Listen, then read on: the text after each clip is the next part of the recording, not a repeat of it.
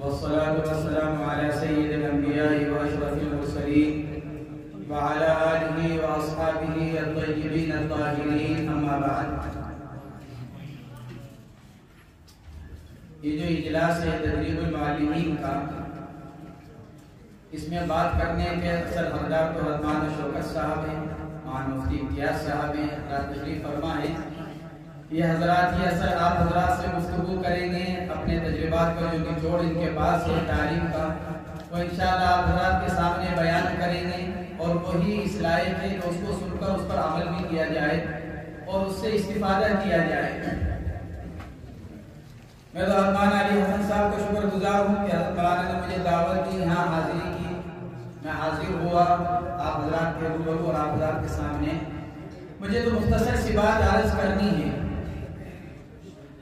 سب سے پہلی بات یہ عرض کرنی ہے کہ جس عنوان پر ہمارا یہ اجلاس ہے، اس کی ضرورت اہمیت سے کوئی انسان انکار کر نہیں سکتا، اس لیے کہ یہ بات ظاہر ہے کہ انسانی معاشرے کی اصلاح، پورے معاشرے کی اصلاح فرد کی اصلاح سے متعلق ہے.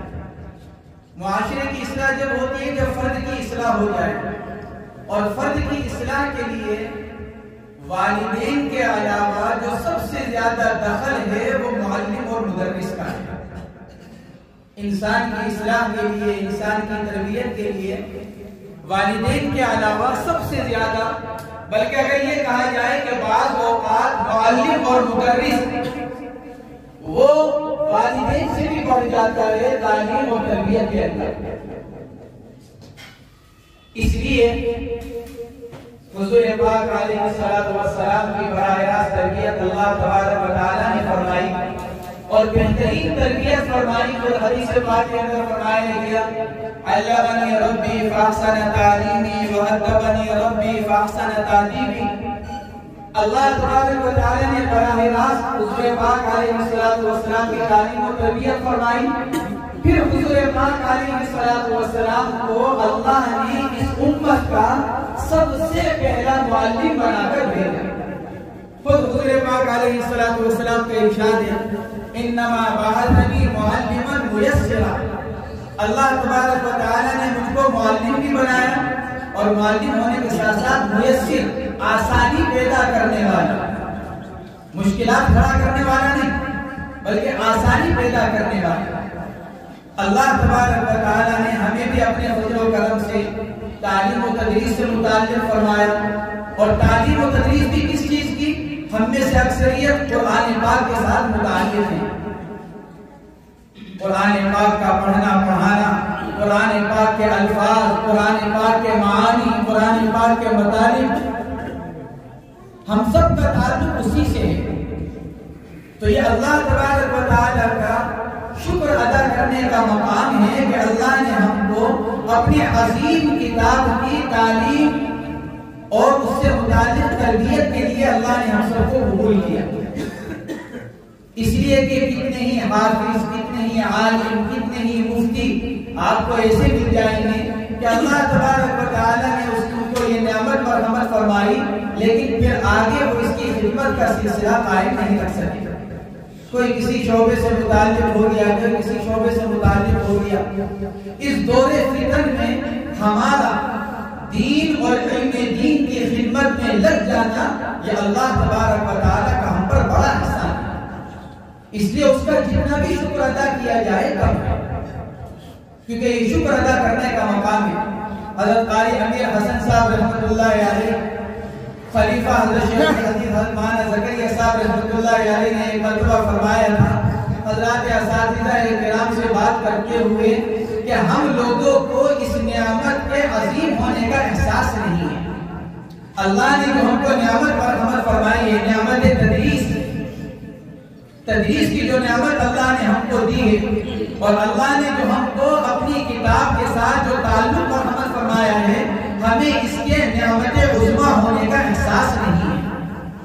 حالانکہ قرآن پاک، حدیث پاک کے اندر اللہ کے نبی علیہ السلام کے ارشاد، خیرکم من تعلم القرآن وعلم، اور اللہ کے نبی علیہ السلام نے آخر عمر میں اس کی تاکید فرمائی صحابہ کرام کو تعلموا الفرائض والقرآن وعلموا الناس فإني منبوذ. علم فرائض علم قرآن کو خود بھی سیکھو، دوسروں کو بھی سکھاؤ. کیوں؟ فإنی منبوذ، اس لیے کہ میرا دنیا سے جانے کا وقت قریب ہے. یہ ارشاد فرمایا اللہ کے نبی علیہ السلام نے. تو اس لیے اللہ نے ہم کو جو مشورہ مرحمت فرمایا ہے، ہم میں سے اکثر اس کے متعلق ناشکری میں مبتلا رہتے ہیں. اس لیے سب سے پہلے اللہ کا شکر ادا کرنا چاہیے کہ اللہ تبارک و تعالی نے ہم سب کو اس عظیم علمی مشورے کے ساتھ وابستگی مرحمت فرمائی. اور قاعدہ ہے کہ جس نعمت کا جتنا شکر ادا کیا جاتا ہے، اللہ تبارک و تعالی کی طرف سے بھی اتنا ہی اس کو نوازا بھی جاتا ہے. دوسری بات یہ عرض کرنی ہے کہ ہمارے پاس جو بچے پڑھنے کے لیے آ رہے ہیں، ہم ان کے اور ان کے والدین کی بھی شکر گزار بنے.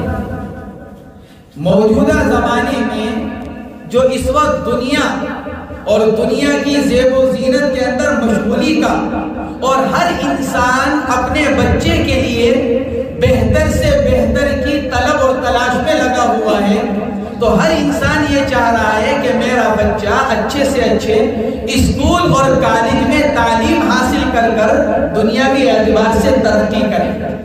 لیکن اس کے باوجود اس زمانے میں مسلمانوں کی ایک تھوڑی سی تعداد، ایک قلیل تعداد اپنے بچوں کے بارے میں یہ فکر کر رہی ہے کہ میرا بچہ علم دین حاصل کرے، میرا بچہ قرآن پاک پڑھے، میرا بچہ علم نبوت حاصل کرے، علوم نبوت کے ساتھ اس کی وابستگی ہو.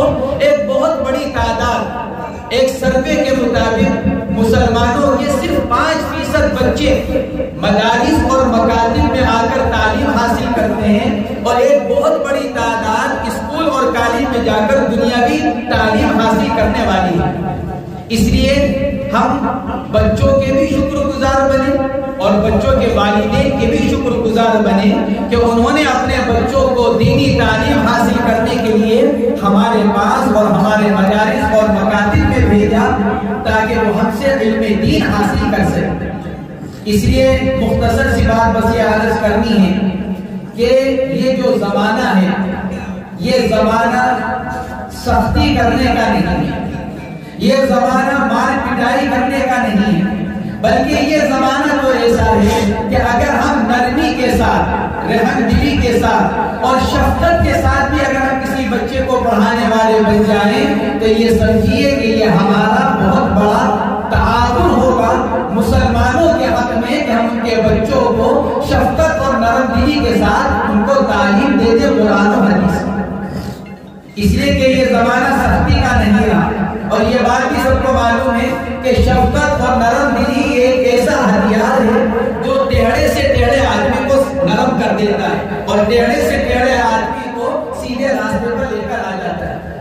ہمارے شیخ حضرت مولانا محمد یونس صاحب رحمۃ اللہ علیہ نے ایک مرتبہ خود مجھ سے یہ ارشاد فرمایا تھا کہ صالح اب مارنے کا اور پٹائی کرنے کا زمانہ ختم ہو چکا ہے. اب سے 15 سال پہلے کی بات عرض کر رہا ہوں. یہ فرمایا تھا کہ مارنے کا اور پٹائی کرنے کا زمانہ ختم ہو چکا ہے. اب لوگوں کے حالات ایسے نہیں رہے کہ وہ بچوں کی پٹائی کو برداشت کریں، خود بچے بھی برداشت نہیں کریں گے اور بچے کے والدین اور سرپرست بھی برداشت نہیں کریں گے. اس لیے فرمایا تھا کہ اب بچوں کو سختی کے ساتھ اور مار پٹائی کے ساتھ پڑھانے کے بجائے کوشش کی جائے کہ ان کو نرمی سے شفقت کے ساتھ ان کا معاملہ کیا جائے. اور قاعدہ یہی ہے کہ جو چیز آدمی کو نرمی سے حاصل ہو جاتی ہے وہ آدمی کو سختی سے حاصل نہیں ہوتی، بلکہ بعض اوقات تو معلم اور مدرس کی سختی طالب علم کو علم دین سے ہی محروم کر دیتی ہے. کتنے ہی طلبہ آپ کو ایسے مل جائیں گے جنہوں نے مدرس اور معلم کی سختی کی وجہ سے مدارس اور مکاتب میں آ کر تعلیم حاصل کرنا چھوڑ دیا. اب اس کے نقصان کا ذمہ دار کون ہے؟ کہ نقصان کا ذمہ دار وہی معلم اور مدرس ہے جس کی سختی کی وجہ سے والدین اور بچہ اس کو آگے پڑھنے کے لیے تیار نہیں ہے.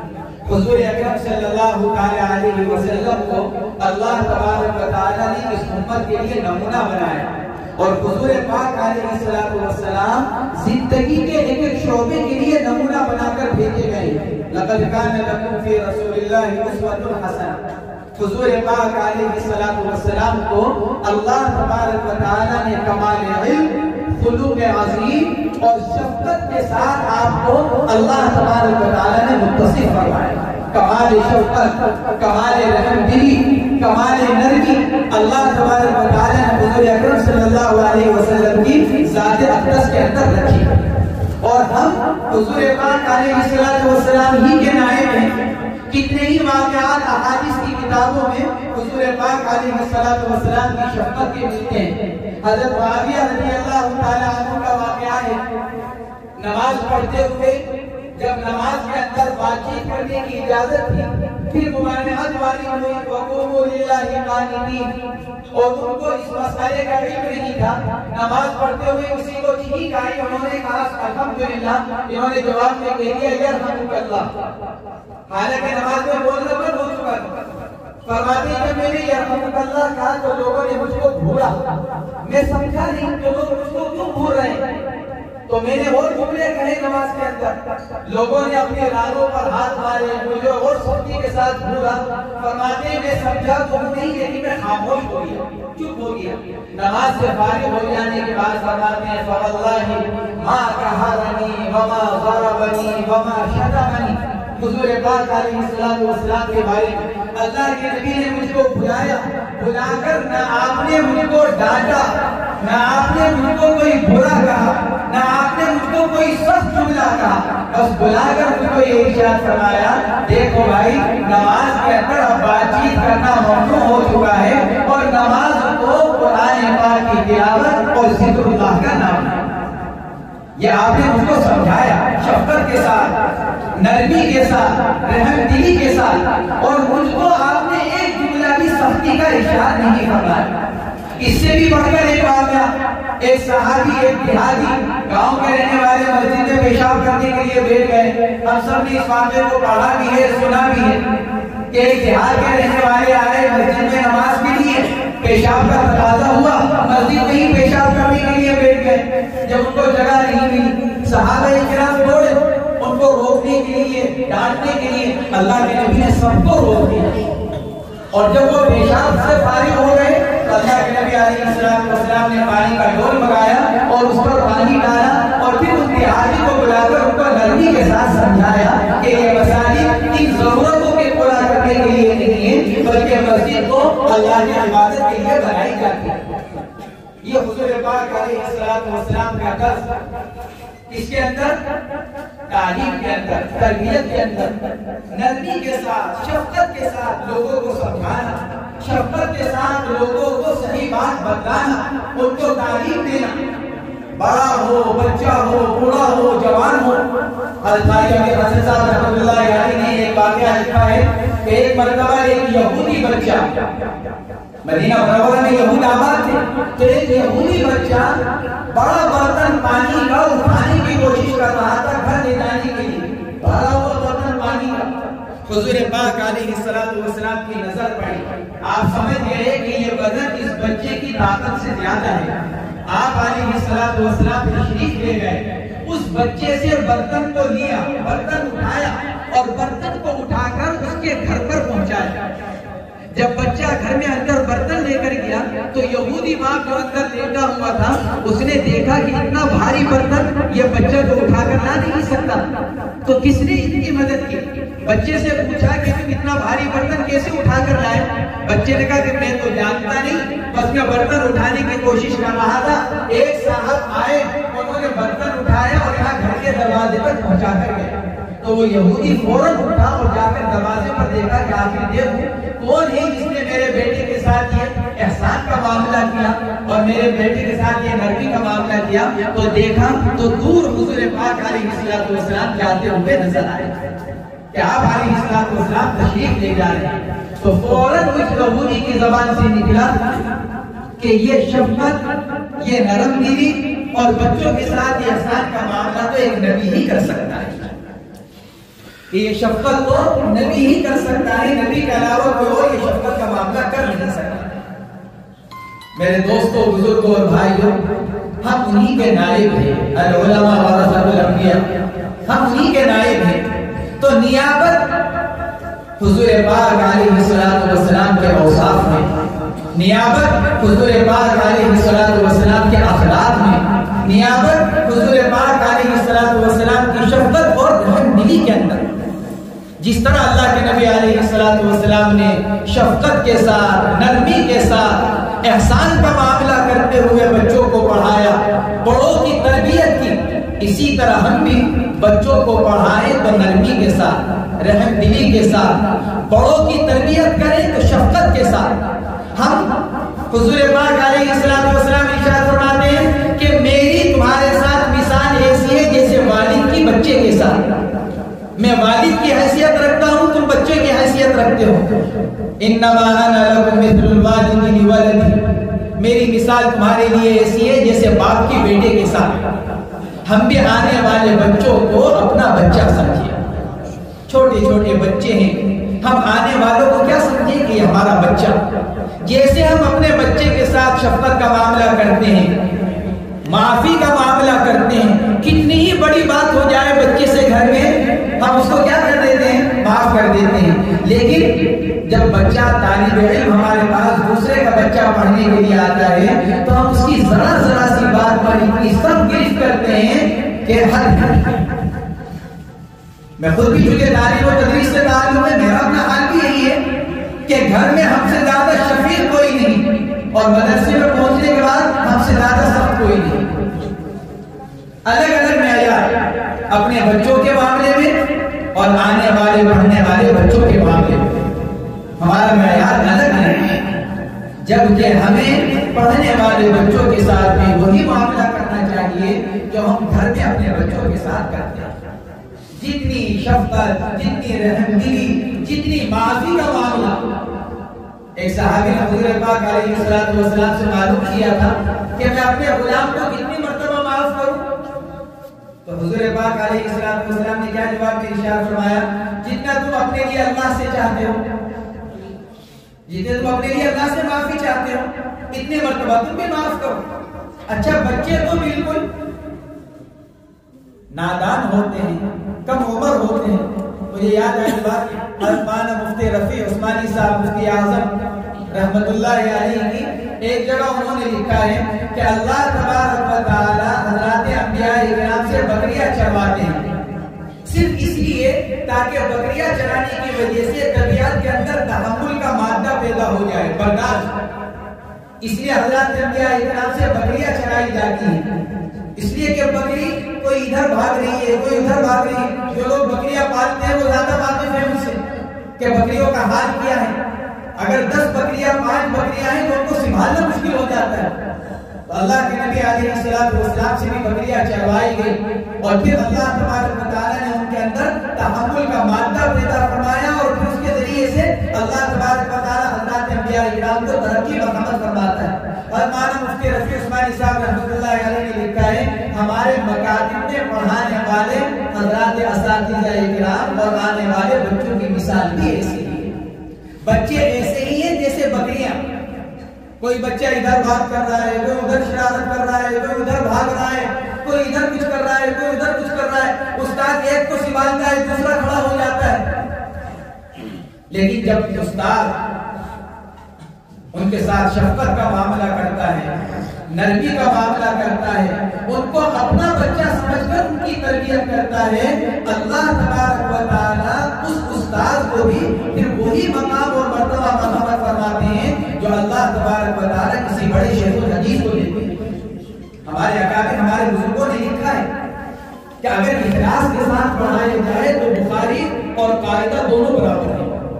اللہ تبارک و تعالیٰ جو بخاری پڑھانے والے کو دے گا وہی اللہ تبارک و تعالیٰ قاعدہ پڑھانے والے کو بھی اس سے نوازے گا، بشرطے کہ اخلاص ہو، بشرطے کہ پڑھنے والے بچوں کے ساتھ شفقت کا معاملہ ہو، نرمی کا معاملہ ہو. اس لیے بس مجھے تو مختصر سی بات یہ عرض کرنی ہے. میں نے عرض کیا تھا کہ آپ حضرات کے لیے کوئی اکابر موجود ہیں جو اپنے علمی اور تدریسی تجربات کا نچوڑ انشاءاللہ آپ حضرات کے سامنے رکھیں گے. بس ہم تو اس بات کا اہتمام کریں کہ اللہ تبارک و تعالیٰ نے ہم کو جو نعمت پر رحمت فرمائی ہے اولاً تو ہم اس نعمت کا شکر ادا کرنے والے بنے. یہ بہت بڑی نعمت ہے کہ اللہ نے ہم کو علم دین کی محنت میں مشغول فرمایا.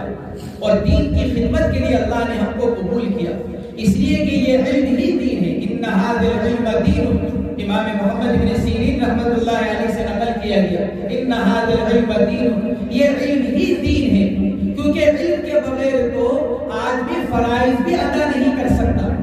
فرض نماز ادا کرنے کے لیے بھی آدمی علم کا محتاج ہے، ایک قدم اٹھانے کے لیے علم کا محتاج ہے۔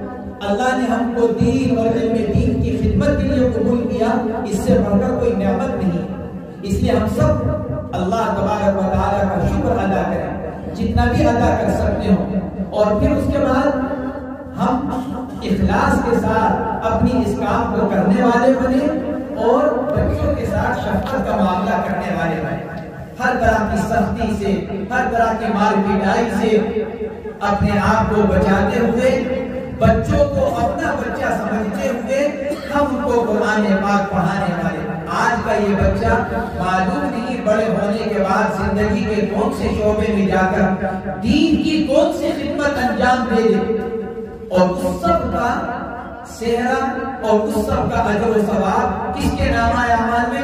لوگ سمجھتے ہیں کہ جن سے بخاری پڑھ کر کیا ان کو اجر و ثواب مل رہا ہے، وہ بخاری پڑھنے کے لائق کس کی وجہ سے ہوا ہے؟ ہمارے قاعدہ پڑھانے کی وجہ سے۔ اگر ہم بچپن میں اس کو قاعدہ نہ پڑھاتے، ہم بچپن میں اس کی ایسی تربیت نہ کرتے کہ جس سے وہ آگے چل کر مزید علم دین حاصل کرے، تو کہاں وہ اس مقام تک پہنچتا؟ لوگ اس بچے کے پیچھے اس کے اوپر کے اساتذہ کو دیکھتے ہیں، حالانکہ اس کی بنیاد میں ہمارے مکاتب کے اساتذہ ہوتے ہیں، ہمارے چھوٹے مدارس کے اساتذہ ہوتے ہیں، جنہوں نے اس کی بنیاد کو مضبوط کیا، اور اس بنیاد پر اس کی عمارت تعمیر ہوئی، اور اس عمارت کی تعمیر کے بعد اب وہ آگے دین کا کام کر رہا ہے، قوم کے لیے خدمت انجام دے رہا ہے۔